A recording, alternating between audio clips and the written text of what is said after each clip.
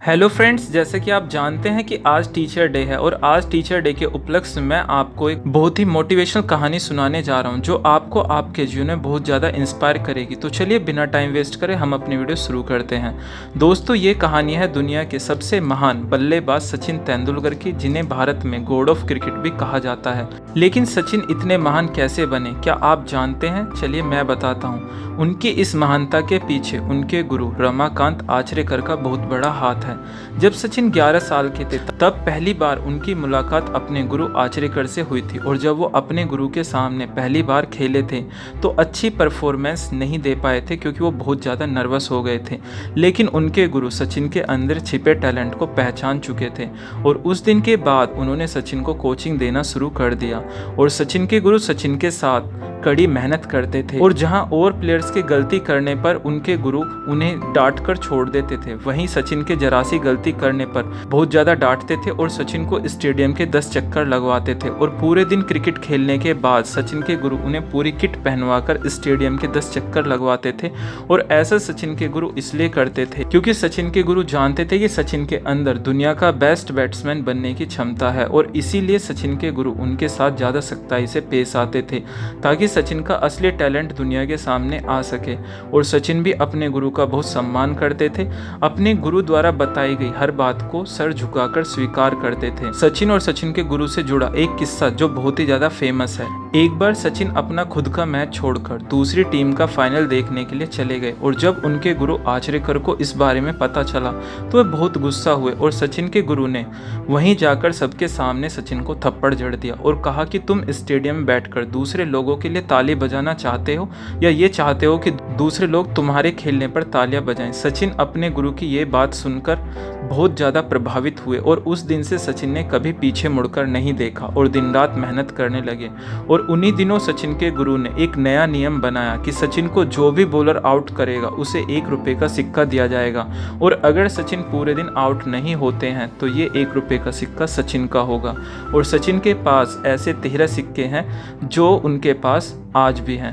दोस्तों, सचिन अपने इंटरव्यू में खुद भी बताते हैं कि उनके गुरु उन्हें अच्छा प्लेयर बनाने में कोई कसर नहीं छोड़ते थे, और इसके लिए पूरे दिन उन्हें क्रिकेट खिलाते थे और उनके साथ सख्ताई से पेश आते थे। और जब वो पूरे दिन क्रिकेट खेलने के बाद थक जाते थे तब उनके गुरु जानबूझकर उनसे ग्राउंड के 10 चक्कर लगवाते थे। सचिन ने इंटरव्यू में ये भी कहा है कि जब वे प्रैक्टिस से घर आते थे तो उन्हें इतनी थकान हो जाती थी कि वह अपने कपड़े भी चेंज नहीं कर पाते थे, और स्टेडियम से जैसे आते थे ऐसे ही बिस्तर पर सो जाते थे, और उनके माता पिता ही उनके कपड़े चेंज करते थे। और कई बार तो ऐसा भी होता था, सचिन इंटरव्यू में कहते हैं कि उनके माता पिता उन्हें सोते हुए को ही खाना खिलाते थे। लेकिन सचिन के अंदर भी टैलेंट था, और वो भी अपने गुरु द्वारा बरती गई सख्ताई का कभी बुरा नहीं मानते थे, क्योंकि वो जानते थे कि उनके गुरु जो भी कर रहे हैं उनके लिए ही कर रहे हैं। और उनके गुरु रमाकांत आचरेकर ने सिर्फ सचिन को ही कोचिंग नहीं दी थी, उनके अलावा विनोद कांबली और अजीत अगरकर को भी कोचिंग दी थी। लेकिन आचरेकर कहते हैं कि सचिन सबसे महान इसलिए है क्योंकि सचिन ने कभी अनुशासन नहीं तोड़ा और हमेशा उनका सम्मान किया, और यही कारण है कि सचिन इतने महान बल्लेबाज बने और भारत में उन्हें आज गॉड ऑफ क्रिकेट के नाम से जाना जाता है। दोस्तों, अगर आप भी अपने जीवन में महान बनना चाहते हैं तो सबसे पहले अपने गुरु का सम्मान करना सीखिए, क्योंकि तभी आप अपने जीवन में महान बन सकते हैं। दोस्तों, क्या आपने कभी सोचा है कि आज का विद्यार्थी पहले विद्यार्थियों की तरह इतने महान और सफल क्यों नहीं बन पाते?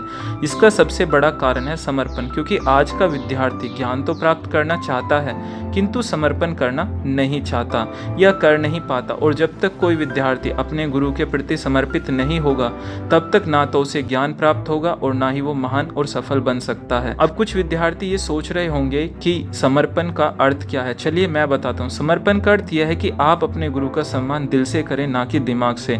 गुरु के द्वारा दिया गया आदेश आपके लिए सर्वोपरि हो। गुरु द्वारा दी गई पनिशमेंट में भी आपको उनका क्रोध नहीं, प्यार दिखना चाहिए। गुरु के प्रति आपके मन में कोई गलत भावना नहीं होनी चाहिए, और ना ही गुरु को कभी गाली देनी चाहिए। यही समर्पण का असली अर्थ होता है। अगर आप ऐसा कर सकते हैं तो आपको आपके जीवन में कोई भी सफल होने और महान बनने से नहीं रोक सकता। और अगर आप सच्चा समर्पण सीखना चाहते हैं तो एकलव्य से सीखिएगा, जिसने गुरु द्रोणाचार्य की मिट्टी की मूर्ति बनाकर बाण चलाने का अभ्यास किया और दुनिया का सर्वश्रेष्ठ धनुर्धर बन गया, क्योंकि उसके मन में अपने गुरु के प्रति सच्चा सम्मान और समर्पण था। और यही कारण था कि वो मूर्ति के सामने भी अभ्यास करके दुनिया का सर्वश्रेष्ठ धनुर्धर बन गया।